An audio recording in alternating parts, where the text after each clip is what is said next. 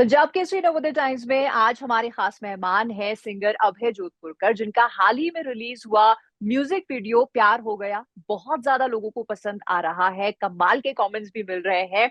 तो अभय से इस गाने के बारे में, उनकी म्यूजिकल जर्नी के बारे में हम ढेर सारी बातें करेंगे, लेकिन सबसे पहले अभय, बहुत बहुत स्वागत हमारे प्लेटफॉर्म पे।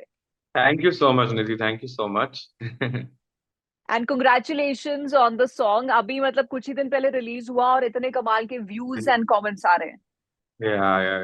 And I'm really, really happy to be receiving such a good reception of the song. Hmm. Already तीन playlists में it is active on Spotify, and Panorama Music is also doing really well in promoting the song, so I'm happy.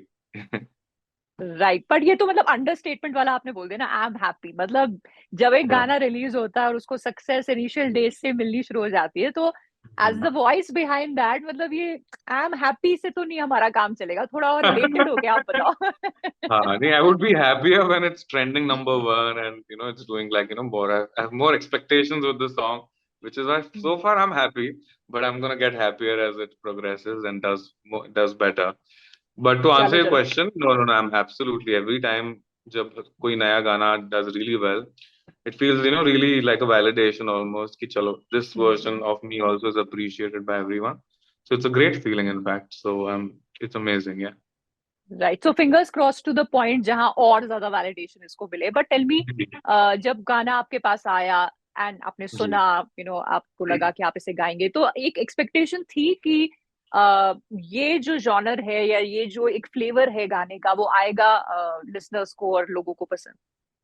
जी बिल्कुल, I think in fact Satya Manik अफसर जी ने जब मुझे approach किया गाने को लेके और मुझे सुनाया गाना, तो सब first thing that struck me was Shahab Allahabadi ji के words, and it has that 90s का old charm, that transports you to that world. So instantly I like the composition, और मुझे सुनते से ही लगा कि हाँ, I think it's gonna work. because uh, because of course 90 I'm a 90s kid, so while growing up we are so used to that sound, so it felt like a nice, giving a nice tribute to that era of music. So बहुत अच्छा लगा, बहुत मजा आया गाना बनाने में, और it has come out well visually as well. So hmm. I'm happy कि the final product worked out to be just what we thought or imagined it to be. Yeah. Right right, and I am sure as an artist बड़ी अच्छी सी ये feeling होगी कि एक तो होता है ना, आपने एग्जाम के लिए पढ़ाई की है और फिर जितने नंबर सोचे उतने आ भी गए। जी जी जी, बिल्कुल एग्जैक्टली वैसी फीलिंग राइट, एंड है. ये बात आपने बहुत सही कही कि एक तो लिरिक्स में वो 90s का नॉस्टैल्जिया है। ऑल्सो जो हाँ, वीडियो है ना, वो इतना इन सिंक है विद द लिरिक्स, क्योंकि जिस तरह से उसको correct. Even kind of choreograph किया है या जो स्टोरी जी. बनाई है, वो जो एक इनोसेंस होती थी ना 90s के लव में, के हाँ, आप बुक में फूल दे रहे हैं और फिर आप जवाब का करेक्ट. इंतजार कर रहे हैं। It's that kind of a melody. Yeah, absolutely. It's very cute. It's very, क्या क्यूट इज द वर्ड जो हम इसके लिए बिल्कुल यूज कर सकते हैं। Yeah. थोड़ा सा हम फ्लैशबैक में जाते हैं, एंड लेट्स जी. Start with how did your journey with और your love with music start. Yeah. So the journey started with actually back home. दादाजी बहुत अच्छा क्लासिकल गाते थे, शास्त्रीय संगीत गाते थे. So घर में काफी म्यूजिकल माहौल था, और arts, music and all of this was an integral part of my upbringing. So I remember कि स्कूल में भी कॉम्पिटिशन्स जब होती थी, तो I would be the first one two participate, और स्टेज पे होके स्टेज पे चढ़ के गाना गाना या एंटरटेन करना. This was something which was very normalised और appreciated in my family. So that was happening. उसके बाद में 12th बोर्ड एग्जाम्स होने के बाद में, I think was the time when we all when my parents suggested कि तू म्यूजिक में कुछ कर, why don't you do arts, और म्यूजिक से रिलेटेड कुछ कर. And I was confused. I was like नहीं यार, मेरे को मतलब एक सेफ बैकअप चाहिए, डिग्री चाहिए. और इसी कारण से मैं गया Chennai for BTech in biotech. और वहां पे, as destiny has different things planned for you, मैंने रहमान सर का म्यूजिक एकेडमी ज्वाइन किया पार्ट टाइम. और वहां पे काफी फिर मेरा म्यूजिक की तरफ और ज्यादा रुझान बढ़ गया. और when I think when you are 21 और 22 इज व्हेन यू रियलाइज कि हाँ, अभी ये चीज बन नहीं रही है, मुझे करना क्या लाइफ में, ये आपको अल्टीमेटली क्लिक होता है. और हुआ यही हम्म। कि एक कव्वाली की कॉन्सर्ट में रहमान सर ने मुझे सुना, और he hand picked me and launched me for a Mani Ratnam Tamil film, जो कि was my first song in of playback. और it felt like a dream come true कि आपके फेवरेट कंपोजर आपको लॉन्च कर रहे हैं। So that was the greatest feeling and that's when I started taking it seriously. I was like okay, अगर if Rahman sir ने मुझे लॉन्च किया है तो there must be something that he might have noticed और हर्ड, जो which I was not hmm. confident about. So kind of felt validated and I felt like okay, I think I can do this full time.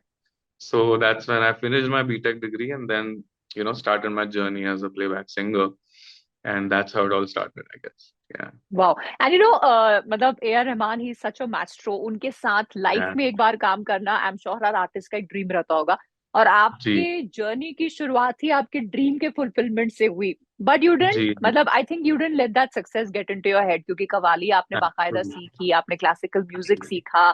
So I ji want to know कि आप हिंदी के अलावा भी south की बड़ी languages में fluently गा लेते हैं। सो हाउ डिड जी। All that happen?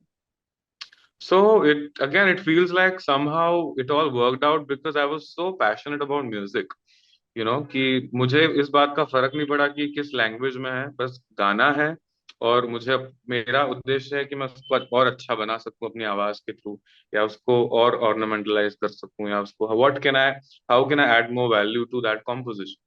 So I think because of not knowing the language एक मेरा फायदा भी हुआ कि मैं बाकी चीजों पे ज्यादा अच्छे से फोकस कर पाया। और एक जो एंकर होता है कंफर्ट का, कि आप अगर हिंदी में गाना हो तो it's like convenient and piece of cake for me. But agar if it's presented in a different language, different something that I don't understand, तो एक म्यूजिक में एक तरीके की फ्रेशनेस आ जाती है उसमें, या एक unprejudiced take on the musicality of it also happens, which is I think why Rahman sir also likes to experiment। कि वो मुझे हिंदी में भी लॉन्च कर सकते थे लेकिन उन्होंने मुझे तमिल में लॉन्च किया, क्योंकि जब आप एक अनप्रेसिडेंटेड एरिया में वॉक इन करते हैं तो आपका एक फ्रेश टेक होता है उस पर, जो कि बहुत ही इंटरेस्टिंग है।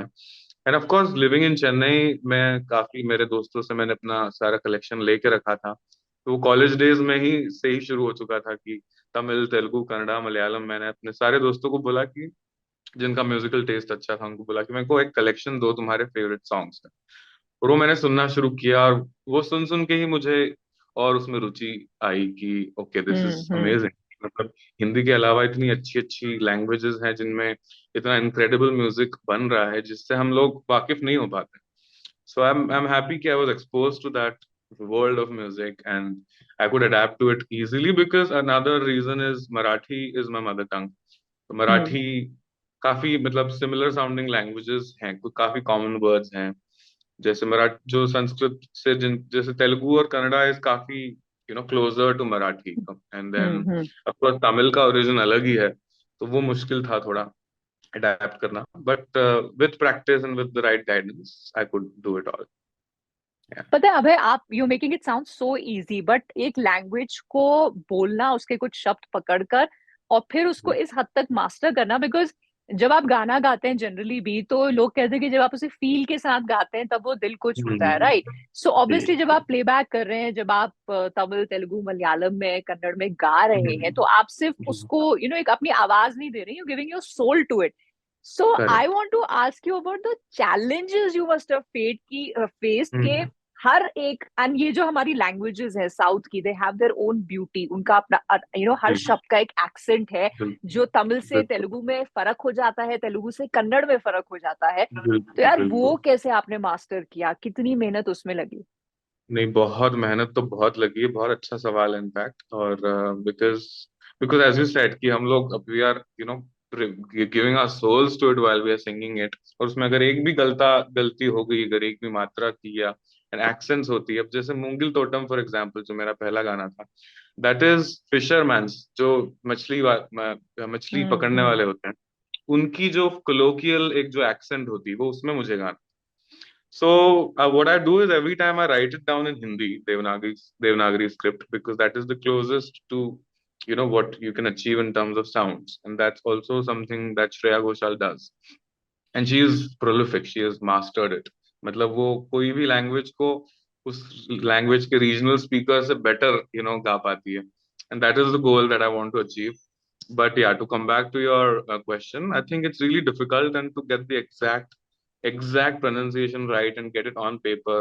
तो मैंने कई बार उसके ऐसे स्पेशल सिंबल्स बना के रखे हैं कि इस साउंड के लिए ये सिंबल, इस साउंड के लिए ये, अगर थोड़ा उतरता हुआ नोट है, अगर और ज्यादा ट्विस्ट करना है टंग को तो ये नोटिफिकेशन। तो मैंने अपना खुद एक विजुअल एक बना के रखा है, मार्क्स, जिनकी वजह से मुझे हेल्प मिलती है। But of course it's very hmm. Challenging, because वो भाषा में, उसको भाषा को करेक्टली बोल पाना एक चीज है, उसमें गा पाना दूसरी चीज है, which is the exactly. Next level, right? कि उसमें वो एक्सप्रेशंस आना, वो मिठास आना, या वो वो फील आना, as you said. So it's very tricky, it's very difficult. So at times I would get stuck. मतलब कई बार ऐसा भी हुआ है कि मतलब एक दिन तो सिर्फ मुखड़ा ही रिकॉर्ड हुआ है, अगले दिन हम लोगों ने पहला अंतरा रिकॉर्ड किया है, उसके तीसरे दिन हमने दूसरा अंतरा रिकॉर्ड किया है, वो Malayalam, which is the hmm. most difficult. So there have been challenges, but with experience, I think you become better. And अब जो या जो टाइम मुझे 3-4 घंटे लगते थे एक गाने को गाने के लिए, अब मैं वो 1-1.5 घंटे में पूरा कर पा रहा हूँ।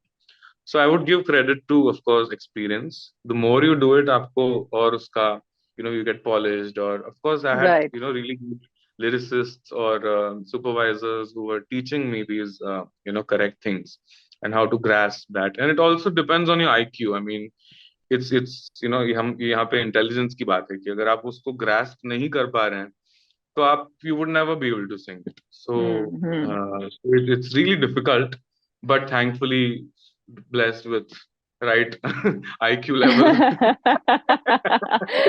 और राइट एंड और right people. right, and kudos to you to attempt not just one language but so many other regional languages जिनको बोलना ही अपने आप में it's more like a ji tongue twister but they are so beautiful कि जब आप उन्हें गाने के फॉर्म में सुनते हैं जैसे एब्सोल्युटली। आपने कहा कि हिंदी के अलावा भी जी हमारे देश में इतने खूबसूरत म्यूजिक है, so thank you for bringing that music to us through your songs. But अभी मैं माय आपसे अभी ये पूछूंगी कि आपकी जर्नी का आपके हिसाब से कौन सा गाना या कौन सा एक इवेंट रहा which you consider like a turning point? I would say the very first song that I recorded for Rahman sir, because also जब मैं उनकी एकेडमी में पढ़ रहा था तब what happens is कि sir he tries you out for different kinds of recordings and stuff. So एक कव्वाली और कलाम होते थे जिसकी recording sir कभी कभी खुद करते हैं. And when he thinks that okay you're ready to record now, that's when he would call you to record for the film songs. Hmm. So that's what happened. Ki there was a whole journey of checkpoints. Ki okay, I have to clear this now. I have to do better. I have to do every single time. कुछ I have to present something different to him, जिसके कारण वो मुझे और मौका दे सके. Right right. So when I finally got Moongil Totem, which was the song with Mani Ratnam sir की film, बहुत बड़ी फिल्म थी, कडल नाम है उसका, और मूंगिल तोटम, और initially he was gonna like, which जो जो मुझे बाद में पता पड़ा कि ये गाना सर हरिहरन सर से गवाना चाहते थे, बट जस्ट बिकॉज उनको मेरा रेंडिशन अच्छा लगा, he retained it. So that was, I think, the biggest turning point कि okay, if he can keep my voice for such a big song, तो अब मेरी भी रिस्पॉन्सिबिलिटी बनती है कि मैं उसको सीरियसली लूं, और अभी यहाँ से this time onwards I'll work on my craft and keep bettering my self, ताकि मैं हम्म। उनके लिए और गा सकूं continuously. So I think yeah, Moongil Totem 2013 when the song came out, again my being my first song, और उसके बाद में काफी लैंग्वेज दूसरी लैंग्वेजेस में रिकॉर्डिंग शुरू हुई. So first turning point being Moongil Totem. Second one I would say for when I recorded for Malayalam song for M. Jayachandran sir, or probably the most difficult song of my life. And Malayalam is hands down the most difficult language known to mankind. And जो बता रहा था कि एक गाना 3 दिन तक मैंने कंटिन्यूअसली हाँ रिकॉर्ड हाँ। किया, जाके वो परफेक्शन आ पाया. So that was another turning point when I realized कि okay, I can't take it for granted. अगर मैं उसमें उतनी इन्वेस्ट मेहनत या उतनी डेडिकेशन नहीं दूं तो ये मेरे बस की बात नहीं है, और किसी के भी बस की बात नहीं है. सो इट्स वेरी इंपॉर्टेंट कि आप जो भी कर रहे हैं उसको अपना 100% दें. सो या I would say those two points. वाह वाह। अच्छा अच्छा, जैसे शुरुआत में आपने अपने रीसेंट गाने के लिए कहा था ना कि वो काफी सारे प्लेटफॉर्म्स पे अभी आ रहा है, अच्छा ट्रेंड कर जी रहा है, लोगों की प्लेलिस्ट में वेरी जी soon this song will be there. लेकिन मैं अभय की अगर प्लेलिस्ट में पूछूं आजकल कौन से गाने जी. या किस तरह का फ्लेवर या जॉनर है जो सुन रहे हैं आप? जी मेरा जॉनरा हमेशा it's like it's a mixture of all kinds of music. So इसमें आपको इंटरनेशनल म्यूजिक से लेके western classical, Hindustani classical, Carnatic और फिल्म सॉन्ग्स की अगर बात की जाए तो फिलहाल मैं पुन्नियन सेल्वन जो टू है उसके गानों पे हम्म। ट्रिप कर रहा हूँ। और बाकी एक दो इंडी आर्टिस्ट हैं जो जिनको मैं पर्सनली फॉलो करता हूँ, जैसे शर्मली खोलगड़े। और काफी अच्छे अच्छे आर्टिस्ट हैं हमारी कंट्री में लकीली। एंड अभी इंडिपेंडेंट म्यूजिक का जमाना आई थिंक वापस आ राइट। चुका है, जब there so much good music everywhere. So मैं कोशिश करता हूँ कि कोई नया आर्टिस्ट मिले जिससे मैं रेजोनेट कर सकूं। और in this such great music out there कि आपको टाइम ही इतना कम पड़े, आपकी क्या क्या सुनेंगे। सो राइट। सो या right. It's a blend of all colours of India and the world music I would say. Right. अच्छा, आप कमाल के म्यूजिक और आर्टिस्ट की बात कर रहे हैं and I have you here, तो if you'll be kind enough कि कुछ आप दो लाइन गुनगुना दें, या तो आपके इस जी रीसेंट बिल्कुल। गाने के या फिर कोई भी जो आपका फेवरेट हो।